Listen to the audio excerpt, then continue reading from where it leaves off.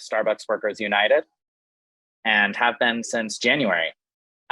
So just wanted to offer the opportunity to everyone to introduce yourselves in the chat with your name, pronouns, and where you're from, which DSA chapter you're a member of, if you are.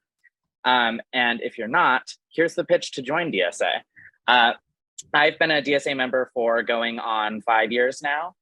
And I absolutely think that it is the best way to support and rebuild a fighting labor movement, as well as agitate for a better future for all of us, something that I absolutely believe is possible.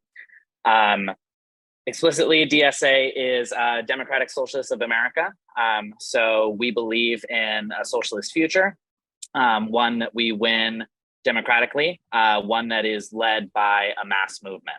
As you see up there on the screen, we believe that working people should run both the economy and society democratically to meet all of our needs, rather than the needs and, most importantly, the wants of a small handful of people. So tonight we're going to have Morgan and Heather answering questions about what specifically DSA Labor is, which is our national body which coordinates all of our labor work. And the body that is running this call tonight, running the Solidarity is Brewing campaign. And I will hand it over to Heather now to give a little bit of a rundown on what DSA Labor is and what our campaigns are. Hi, everyone. I'm so glad that you're all here with us tonight. I wanted to tell you a little bit about what's been going on with DSA Labor in case that you haven't been involved yet. We obviously are doing the Solidarity is Brewing campaign. You'll get to hear a little bit more about this tonight. We also have a membership survey happening right now. So if you haven't heard about that, which I think most of you have because we've been sending you lots of calls and texts, go ahead and make sure you fill that out right away because there is an opportunity to win a Teamsters jacket, which I know we all want. Speaking of Teamsters, our other major priority right now in DSA Labor is organizing logistics. So if you have not been contacted about your chapter getting involved in that, I assure you we will be following up with that too. But we have a little form for you to fill out if you would like to know more about that, or if you're a logistics worker. And of course, we are just happy to have you as part of DSA Labor as a rank and filer, or as someone who is interested in organizing your workplace. The other major resource that we have in DSA is our partnership with EWOC, that is all about organizing new workplaces. And give it back to Quentin now. Thank you. All right. So I guess the central question of this campaign, with it being a DSA campaign, is how does DSA relate to Starbucks Workers United, the Starbucks union push, and why are we focusing on Starbucks? For me, the answer to that question is because I worked at Starbucks and I'm a DSA member, so it's a natural fit. But more broadly, even though Starbucks may not be a strategic industry, within the realm of logistics or healthcare or education, retail and food service is historically an industry and a sector which is very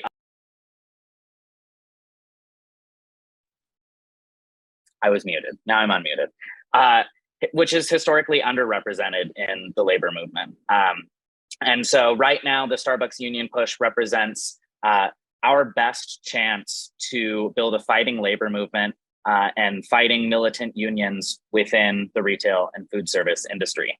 And so the reason specifically that DSA is focusing on this is that we believe that we are well positioned as a mass member organization with a strong and principled focus on labor organizing. At the ground floor, organizing is about relationship building. And so that's something that's very important as part of this campaign. That's what reactivated me as a DSA member. Was I was organizing my Starbucks shop in Portland, reached out to my local DSA chapter when I was doing so, and just started to build those relationships.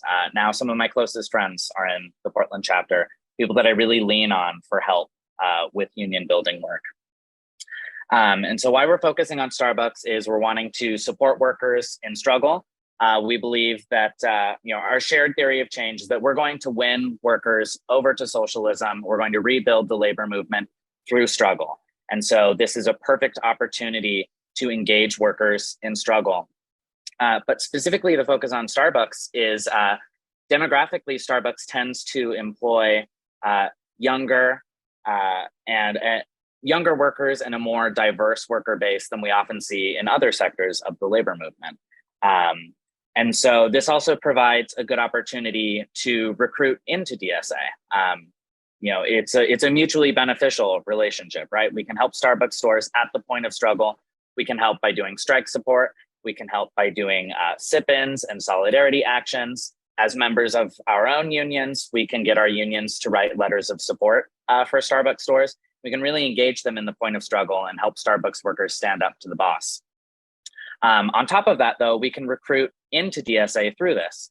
A lot of DSA chapters tend not to have a lot of younger members. This provides a really good opportunity to recruit into our base as well. I know several Starbucks workers in Portland who joined DSA because of the support that we were doing for them. Perfect example, we had a store that was on strike a couple months ago. Things were really rocky in the workplace. And our DSA chapter showed up on the picket line to support these workers at the point of struggle at 5 a.m. It was a tense day. There were a lot of workers that chose to cross the picket line and go to work anyway.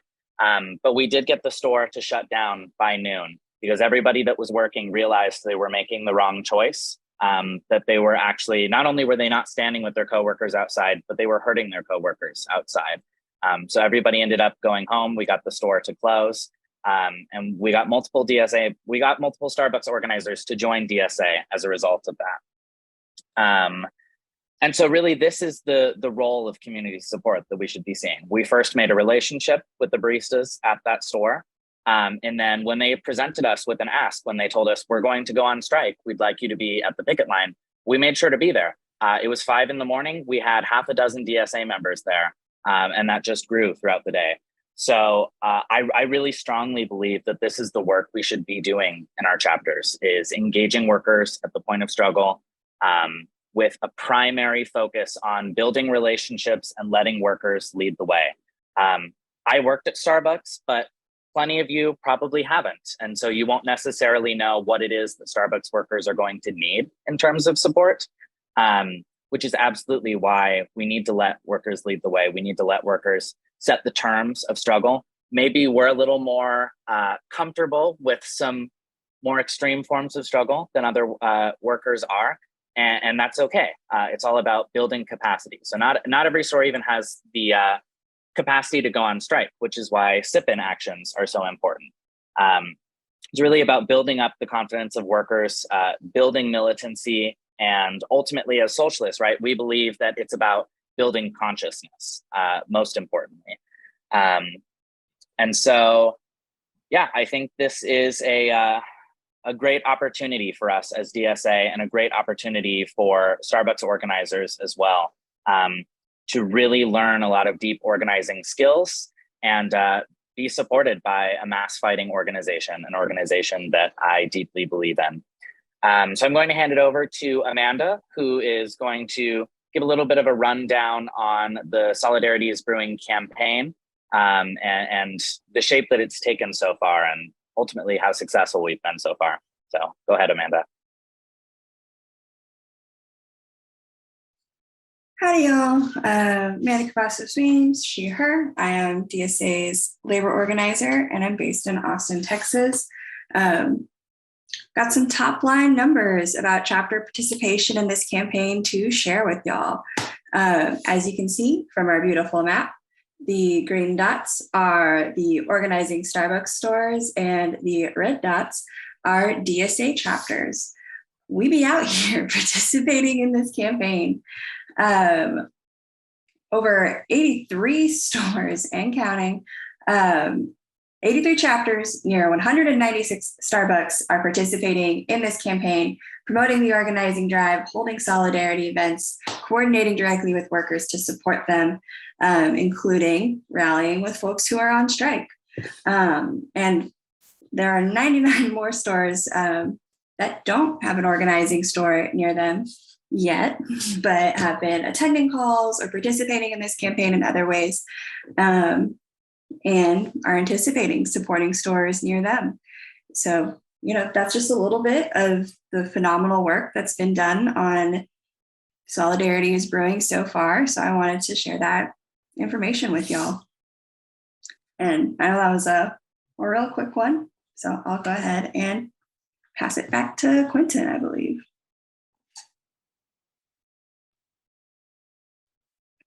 All right. So tonight, on the topic of centering the voices of workers, we have a wonderful panel for everybody of Starbucks workers that have been engaging in this struggle and really learning firsthand what it looks like and what it feels like to be struggling in the workplace.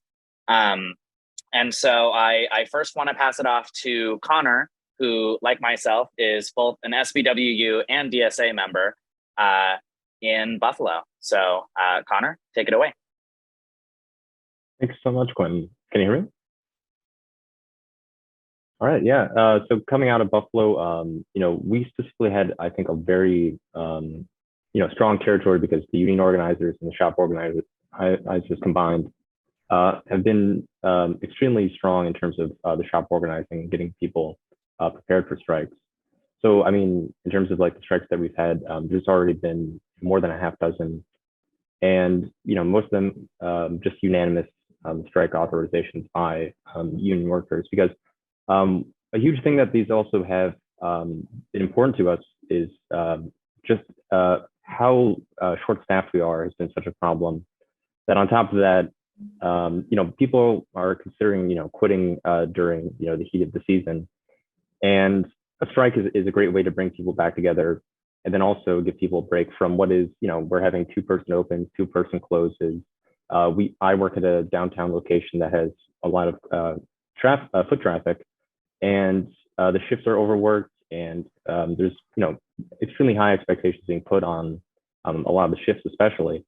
And the strike was a huge way, I think, to give a lot of workers at our shop, a great rest break, but also prepare for the next fight, because everything in terms of getting to the bargaining table is a real struggle. And so my shop, we struck back early July, but we also had Elmwood, the original shop that organized, strike, as well as Sheridan Bailey up in Amherst. And then just this past weekend, we also had the Genesee Street, the second shop that won, that was on strike for 3 days. And yeah, even then, a lot of these, like our strike at our store was very like in the heat of the moment, because we had 2 local shops that went on strike the week before, and with the mounting pressures that we were having, we're able to unanimously vote and get together and then send a letter to corporate. And they don't give us responses. They don't. They try to stall us at every corner in terms of if a new person emails them from the shop who works there, they try to have them corporate asks for the union to then verify that they are representative, and any avenue that they can stall us is being taken on their part. So yeah, huge solidarity in Buffalo, and it's still going strong. So back to Quentin. Awesome. Thank you, Connor. Yeah, for people that might not know, like Connor was talking about, our movement started in Buffalo. The first Starbucks stores in the U.S. that went union are in Buffalo. So I think I can speak for everyone in SBWU when I say that we look to Buffalo for leadership. And when I was first organizing my store, I know I spoke with a lot of the Buffalo baristas. So yeah, very cool. Love Buffalo. Next, we're going to hear from Nora, who is in Boston, another group of partners that I spoke with when I was first organizing as well. So go ahead, Nora. Okay. Hello. Yeah, so I work at the 874 ComF store in Boston, which is we're on our day 15, I believe, of striking outside the store. We started the first indefinite strike in the Starbucks labor movement because our store was we unionized in the first week of June, and then within that first week, we got this new manager who was doing a bunch of union busting tactics, slashing hours, severely short staffing our store, telling us, like, I'm a shift manager, telling us to like threaten to fire employees if they didn't expand their availability, even though they weren't going to get very many hours anyway. And also, a lot of our employees are like full-time ability, and it pissed all of us off pretty quickly. I mean, things hadn't been good at Starbucks for a while, as a lot of us know, with like hour cuts and short staffing, but this was like the immediacy of it once we unionized felt extremely retaliatory and disrespectful, and we were pretty pissed off. And myself and another shift manager, we kept in communication with all of our baristas throughout this whole process, and we realized a lot of us were just like really at our limit. We had people who wanted to call out because they knew they would be like soloing for like 4 or 5 hours out on the floor, like taking orders, doing the food, making the drinks, everything out there, while like I'm doing like pulling the food or making the schedule or checking inventory in the back. And people were so anxious and so overworked, they literally couldn't imagine themselves getting into the store anymore. It was so stressful, and we realized we could not take this another day. Our manager's also disrespectful in person to a lot of us with like racially insensitive comments, transphobic comments, homophobic comments, just all this stuff. We were like, this is absolutely not what we want to go through every day. Like, we're at work for significant portions of our lives, and it's extremely important to us. And so we decided to go on strike, and it's been going extremely well. Not so much on the Starbucks end. They're obviously fighting us like tooth and nails. We all, I imagine, would have expected from them, because they don't like unions. But the support from the Boston community has been like absolutely incredible for us. And it's been hard. It's been over 90 degrees the last 2 weeks in Boston almost every day, and it's been very difficult, but we've kept the picket going 24 hours a day, virtually 24 hours a day, to stop deliveries coming into our store so that they can't restaff it. And we've successfully had like 0 deliveries in the last 15 days, and we've had nearly a 24-hour picket going, and it's been pretty great, actually. But yeah, I don't know what else to add. That is incredible. Yeah. Wow. I mean, yeah. So many of our strikes that we have undertaken so far have been 1 or 2 day strikes at a time, which obviously play a very important role as well. That is, going on strike is really the ultimate escalation in labor militancy. But to be able to do it on end as food service workers is incredible. I'm so inspired by that. That's so cool. I love it. We have good people. Okay, folks, it looks like Quentin is frozen, but that's okay. I know what he wanted to do next. It was to introduce Sarah from Seattle. Hi, y'all. I'm Sarah. I'm a 9-year Starbucks worker in Seattle, home of corporate. I work at the 5th and Pike location. We've been on strike 3 times now. We're the first store in Seattle to go on strike. And the Pacific Northwest has really just become like a hotbed of strikes. I'm glad to see the rest of the country is like really starting to show out. Like I honestly can't keep track of who's on strike anymore because there's just so many people out on strike. It's like really incredible. Like a little bit over a month ago, we were at Labor Notes with a bunch of Starbucks partners doing a meeting. And, we said, okay, raise your hand if you think you're going to be like strike ready this summer. And I think like only like 10% of the room raised their hand. And like a month later, look at where we're at. So that's just really like the speed and velocity that this campaign works at is kind of like crazy.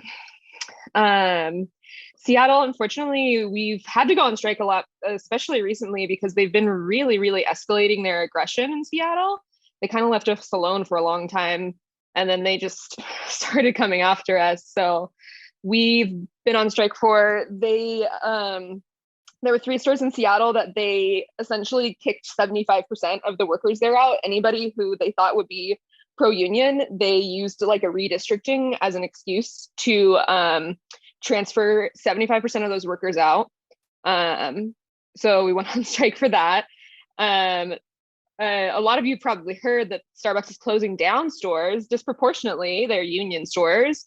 Starbucks Workers United represents 3% of Starbucks stores in the country. Of the stores that are getting shut down nationwide, that is 30% of them are union stores, including 2 in Seattle. So we went on strike. We had the heritage strike that was for the stores that were getting redistricted. We had 7 stores out on strike. This last one with which they were kind of back to back. Honestly, it was a little like, oh, can we take a break from strikes for a month? But this last one we had 4 stores out on strike.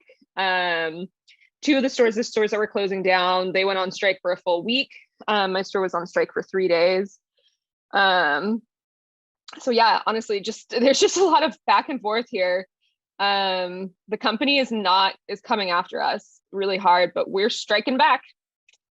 And large help with the Seattle DSA. Shout out to Brian, who I saw in the chat. Because, if you look at all of this stuff in here, you see a lot of stuff that's paid, like if you look at these pictures, a lot of that stuff is paid for by Seattle DSA and made by Seattle DSA and supported with Seattle DSA. So thank you, much love. That's Seattle. Okay, we're having a little bit of a hiccup because Clinton's power went out. In addition to my possum, there's a lot going on tonight. Here we go. I think I got him back for you now. Hello again. It's so hot in Portland that my AC killed our power trying to keep me from melting. So much apologies to everyone.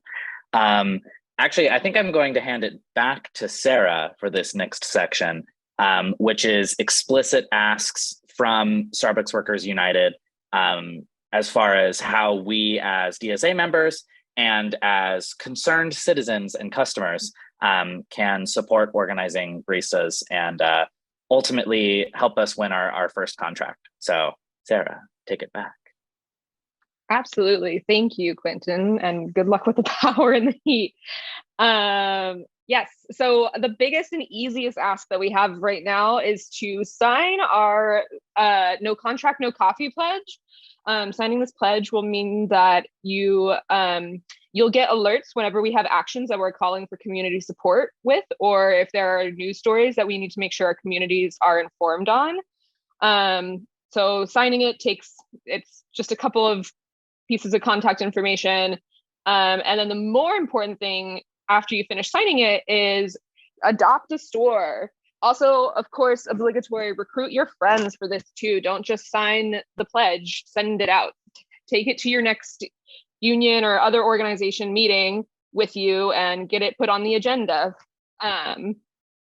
Adopt a Store is an initiative that we're launching and we're planning to get fully running in the fall, where every store in the country we want to be adopted by a local organization that will assist them with doing tabling, if that is a store that's organizing, with hanging up posters. One of the things that Seattle DSA does a great job for us is postering. And so this is a way to coordinate that so that, like we said at the beginning, the most important thing is that we're doing everything with the workers leading the way. And so this will get you directly connected to workers, organizing Starbucks workers in your area. And then one other thing I wanted to say, if Quentin doesn't mind me hijacking the agenda for just a moment, but the other thing to put on the agenda for if you are in a union, then your next union meeting, put on the agenda that we have the Workers United Strike Fund, which is how we're able to go on all of these amazing strikes. And the way that it is legally set up, the only entities that can donate to that strike fund are other unions. So Yes, Jacob, with the consent of locals. Bring that up at your union meetings. Don't consider donating to the strike fund, pass a resolution, because these strikes are great and we are seeing us go on a lot of them, which means that that strike fund is getting well loved and used. All right, Quentin, take it away. Awesome. Thank you, Sarah. I think my connection is stable again, so hopefully I don't bow out on everyone. Next, we're going to be hearing from a partner, Allie, in Oklahoma City, showing that we can organize in conservative red states as well that are less friendly to organized militant labor. So take it away.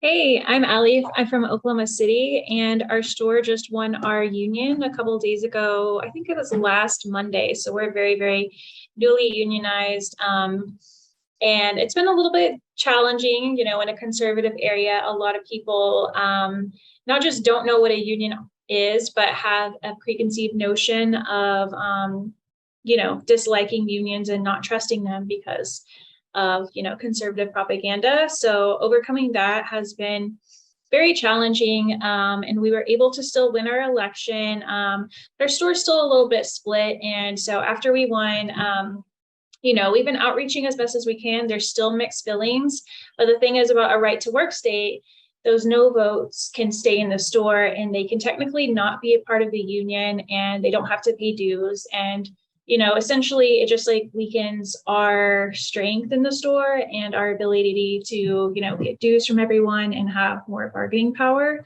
So it's definitely a challenge for unions.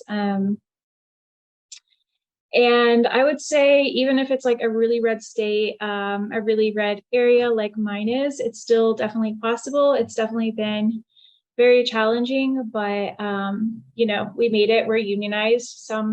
There's still a little bit of division in the store, and like that's okay. You know, I think as things calm down, people will end up coming around. And the role that community is shown is like in the pictures here. I've been a part of DSA for I think like 2 years, and I'm a 4-year partner.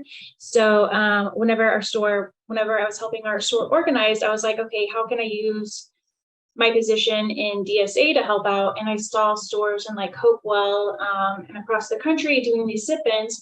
And so I started doing them from our stores. We didn't have like a community board that we could use. So I started making these just like really big, you know, pin boards. And I just like put, you know, Starbucks Workers United in like whatever store it was. And then either like brought note cards or, you know, customizable note cards for people to sign and put on there. And then that way we could keep and use for like the partners to show, you know, how much support we were getting from people. So I definitely think sip-ins are very helpful, and we're about to have our victory one this coming Friday. So I think it'll be great. There is no better sip-in than a victory sip-in. Congratulations and welcome to the labor movement.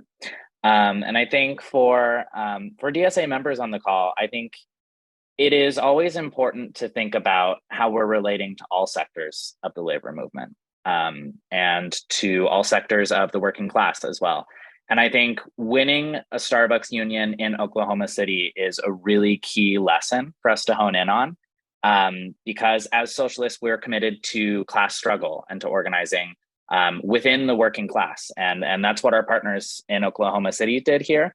And I think that there are just so many important lessons for us to be drawing on from organizing within right to work states, because ultimately, you know, the boss wants to politicize unions, but unions are not inherently political. Unions are not and should not be a partisan issue.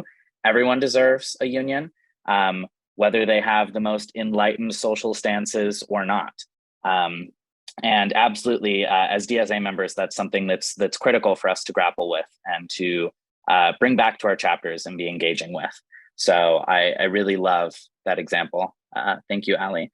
Next, we have Maggie, who is from Knoxville with more lessons on how to organize within a right to work state. Go ahead, Maggie. Hello, everyone. I'm Maggie. I'm from Knoxville. My store was actually the first in the South to file, so we've had a very long road to get here. We had a pretty long campaign, but workers' rights prevailed in the end, so we're so thrilled.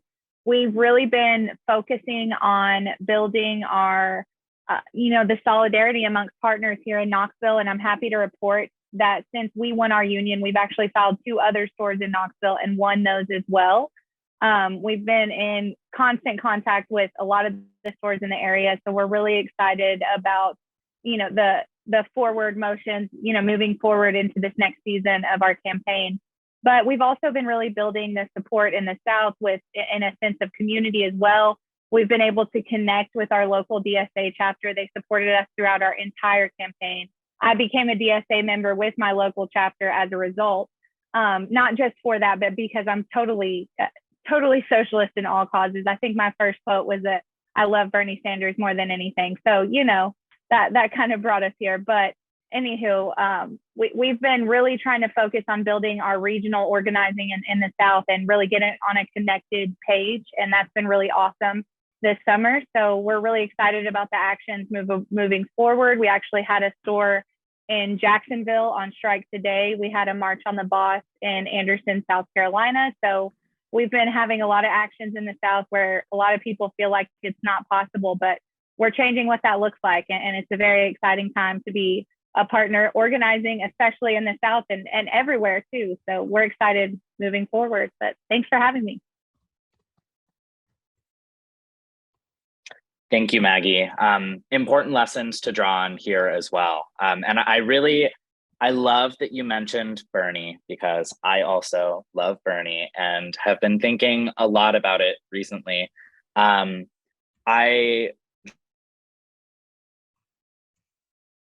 Just to share a quick anecdote, because we're a little ahead on time, so there's time for an anecdote. I was in Jersey City over the weekend for a labor organizing convention. And when we were headed back to the airport, we were flying in and out of Newark International. When we were flying back to the airport, myself and my comrade that I was flying with, we were both wearing our Bernie shirts. And our Lyft driver recognized them and said, "Oh, I see both of you feel the burn." And we had one of the most impactful organizing conversations that I've had in a long time. One that completely affirmed my theory of change and the reason that I am a socialist. He is a Black immigrant from Cameroon. And, the media tells us that this is exactly the type of person who's not supposed to like Bernie.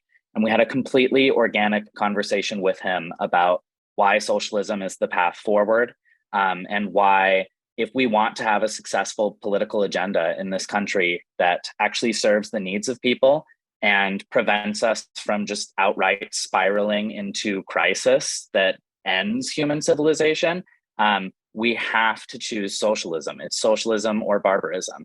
And he recognized that. And it was a completely organic conversation that we had. And just reminds me that organizing within Starbucks, it's actually organizing with younger workers is, I think, less of a challenge than older generations who do think that unions are more politicized. Maybe they grew up with more union density than we did, but they also view unions as more political than Gen Z does.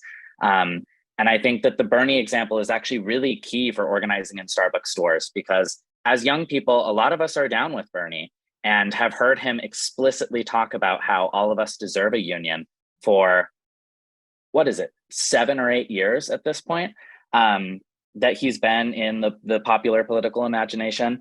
And so I think this is just like a really important way to be relating the issue of unions to young workers, because thanks to Bernie, unions are back on the popular agenda. We're talking about class struggle, whether it's explicit or not. We're talking about class struggle in national politics. And that's not something that has happened in a very long time. So just wanted to share that anecdote. It was very impactful for me. Bernie was the person that convinced me that I could organize my workplace. And I hear similar sentiments from a lot of other Starbucks organizers. So yeah, absolutely. we live in a great moment for labor organizing. And obviously that's thanks to some less than ideal things happening, right? 4 years of Trump was not great, but also opened up an opportunity for labor organizing. COVID, not cool, not good. But if we look at the surge of labor organizing that's happening right now and the important work that EWOC is doing, COVID really gave us this lens through which to view just how shitty our workplaces are. And I think has really been a boon for organizing efforts. So somebody who has been very key to the Solidarity is Brewing campaign, and somebody that I was fortunate enough to meet when I went to the Labor Notes conference in June. Aisha was just elected to the DSA Labor Steering Committee. She is a wonderful comrade who did so much work for this call and so much work for this whole Solidarity is Brewing campaign that we're running. Just want to introduce her. She's going to close out the call and give you some tasks to walk away with and some thoughts to chew on about how we're going to win the contract, because that's what this is all about. It's great to get the union. It's great to win in our stores. Going on strike is cool. It's important for building our consciousness and working within that class struggle realm. But ultimately, the contract is what matters more than anything, and we need to win the contract. The Solidarity is Brewing campaign and the people running it recognize that. That's what it's about, is how do we win a contract for Starbucks workers? So Aisha, please take it away and close us out. Thank you so much, Quentin. That was so, so beautiful. We are running a little ahead of schedule, so I'm going to actually ask some of our panelists and guests today what has been most helpful from DSA chapters. Amanda talked a little bit about how there's 83 chapters that are really supporting organizing workers at Starbucks stores around the country. And there's also a bank of chapters that are ready to go whenever a store nearby them announces that they are unionizing, because again, we are not going into stores that haven't announced yet and trying to encourage them to organize. We can do that outside of stores with any Starbucks workers that we know, but we do have to wait till stores file for their union election. So for those stores that haven't, for those chapters that haven't done work yet, I think one thing that they'd really like to hear from workers is what was helpful from DSA chapters. How were they able to help? Because like Quentin said, this contract fight is going to be a long fight, but like the workers, like Sarah said, it's hard to even keep up with how many stores are on strike right now. We've got so many that have won their union elections, so many have filed, and more are going to be filing. So can I pass it to Sarah first, maybe, and then we can maybe do a little round robin. Sure, totally. And sorry, to be clear, the question was, what have DSA chapters done that has been the most helpful? Yes. Yeah, okay, Seattle DSA does a lot, so this is gonna try to keep this a short answer. But I think one of the things that I've seen the Seattle DSA do very proactively, that I think is a very, very easy ask for all DSA chapters, is really, really proactive postering. There's a Suds in Solidarity meeting that they do once a week where they get together, have a couple of beers, and then just go put up posters in that neighborhood. So you can't really walk more than a couple blocks in Seattle without seeing one of these posters. In some blocks, you can't walk more than 5 feet without seeing one. And that's a really easy thing to do that you can take off the workers' hands. Really, anything you can do that takes things off the workers' hands is helpful. Even something as simple as, we have a bunch of flyers that we wanted to put up in our stores, but a lot of baristas don't have access to good at-home printing. And so our Seattle DSA just printed off a bunch of these flyers nicely in color for us. And that was really, really helpful. And of course, like in Seattle, in the Pacific Northwest, we have the Pacific Northwest Relief Fund, which we use to help our workers that need a little bit of extra financial aid with going on strike or if they get fired. And to date, that relief fund has raised over $50,000 now, and a large part of that is due to the way that Seattle DSA made it a part of their like postering and their link tree. So I think those are just a couple of things. There's like, honestly, I could go on this whole time talking about how helpful Seattle DSA has been. But those are just some top hits. I'll kick it to how about Allie? Do you want to go? About talking about local support and how helpful DSA has been. Yeah. So what was that? Sorry, what was helpful? Yeah. Yeah. I think, like I said previously, like the stipends and just kind of like providing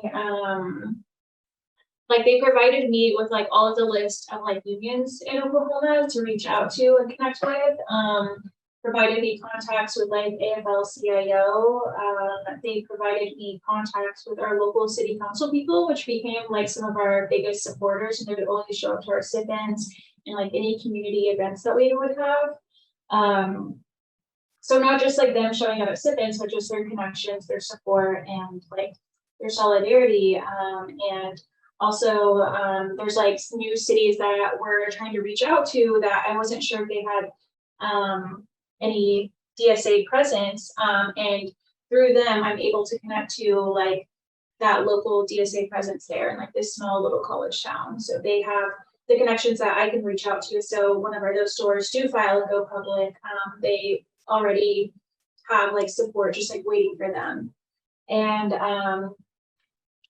yeah, just like helping me like buy supplies and like set up those poster boards, which are not necessarily super expensive, but like $20-$30, and like buying a lot of those and like making them for every single line like does add up. So just providing like reimbursement and then also sending me out to labor notes so I can connect with partners like across the country.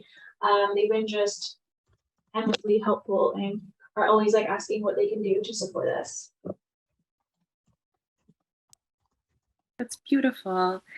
So Maggie, we heard that you joined DSA this year after being supported by the chapter. Do you want to tell us more about that? Yeah, it's been really awesome. They came, I believe the first experience we had was a DSA member came into our store as a customer and we connected, and then I was invited to the monthly labor meeting because they have a separate, I guess, labor panel too, and that was just really cool to meet and connect with them. Travis Donahoe from the labor committee as well has been so helpful and has constantly asked what they can do to support us, has, you know, consistently asked how they can show their solidarity. They've showed up to our lobby and sat inside when we were going through some really brutal situations with management and really shown their support that way. So it's been really great. And they've connected us with the local Teamsters, the Jobs for Justice presence that's in the area, and gotten us a lot of connections that we wouldn't have been able to establish or would have taken longer to establish, you know, especially being such a surprise for us to pop up, you know, back on Christmas Eve with our campaign. So it's been amazing to have their support, especially not really knowing down here in the South where there's 4% union density in our state, whether we would actually achieve that. So it was just beautiful to make those connections and continue growing those relationships that have been so beneficial so far. Wonderful. Thank you so much for sharing that. Connor, would you like to talk a little bit about how the DSA chapters supported you and your coworkers? Yeah, so I think, so I'm both maybe a good and bad person to speak on this because I'm also the co-chair of the local DSA chapter. So I don't want to be too biased on the fact, but I joined the organizing campaign. I had gotten fired in August, right when, for my old job beforehand, right when the organizing committee was going public. And it took me until December after contacting the union, trying to apply to stores and actually get into one.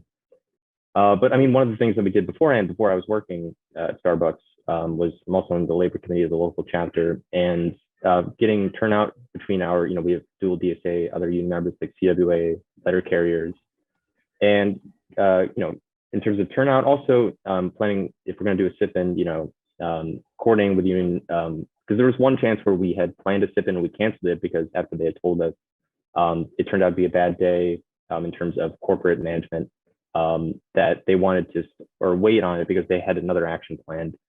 So I think being responsive is one of the biggest things, and not putting yourself or your organization above the interests of the workers. Our purpose is to advance the interests and get to that contract.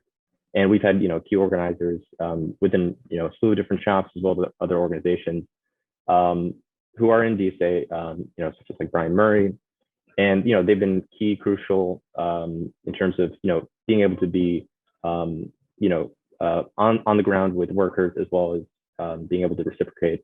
So how to what DSA can do to help. And something that we did this past month was do a organizer training for intro organizing. No matter your workplace or you have an interest in shop, just try and expand basically what EWalk had, and then direct them also into EWalk to prepare you to organize the shop, which most any worker in our age cohort doesn't have much experience with.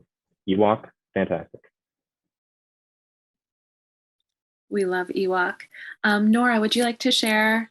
I know you all are in the midst of a long strike, but how has the DSA chapter been helpful, or what have you found helpful? So at our store, I mean, in a very literal sense, I believe there are DSA workers or DSA members right now, at our store on the picket line holding it down, which has been extremely helpful. A lot of us it's easy to burn out when we're there every day and over 90 degrees. So that kind of physically being present has been amazing. And also just being a wall of support in general. This is my first official job, in general. And a lot of us, at least at my store, and I'm pretty sure at a lot of other stores as well, a lot of us are extremely new to unionizing. At least being an active participant in a union. And so having a wall of support, whether it's physically in person, at my store, or knowing I have a contact that has pretty monumental to us, just because we're kind of flying by the seat of our pants here. And we don't really know what we're doing, but that support has been amazing because it's helped guide us in a way that would have been pretty intimidating without it, I guess. But yeah, just the support's been great. But pretty much what everyone's been saying has been on par. Wonderful. Thank you so much for sharing, everyone. So Connor mentioned EWalk. EWalk stands for Emergency Workplace Organizing Committee, and it's a joint project, like Heather said before, between DSA and the Electrical Union, UE. And they have been running training series since the beginning of COVID for workers anywhere at any workplace to hop on. You learn so much. I've gone through their trainings before, and they're honestly my number one favorite. I cannot recommend them enough. They're really interactive. You get a lot of information, but you also get to hear from amazing organizers who are facilitating the trainings, as well as hearing from the other attendees. So it's really, really interesting, really fun, and you learn so much. And there's a lot of role plays, so you can practice. You don't have to have your first conversation with your coworker. You can practice with folks from EWalk. So those are going to be starting in August on Wednesdays. And we have the sign up here for you. And like Heather said before, there is a survey for all DSA members to take to talk about their workplace experience if you're in a union, so we can find out more about DSA members' workplaces. And like Heather said, there are some awesome prizes, and the survey is going to happen on Thursday. So if you haven't yet, fill it out as soon as possible. And 2 weeks from now, we're going to have another Solidarity is Brewing call. The topic again is going to be strike support, because there are so many stores going on strike, and hopefully so many DSA members who are showing up to support workers who are on strike, or DSA members who are workers who are on strike. So there's a lot of exciting stuff to hear about. So please join us again in 2 weeks.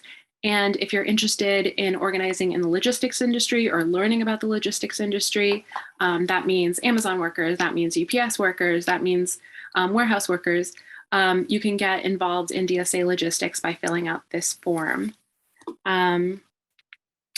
So we just wanted to, I'm just going to turn it over to Heather to say good night and add any last minute things that I've forgotten.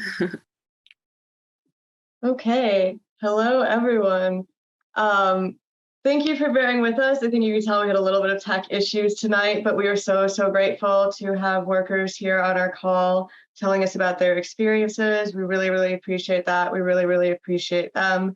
Our organizing workers are on the front lines of class warfare right now. Like this is the struggle.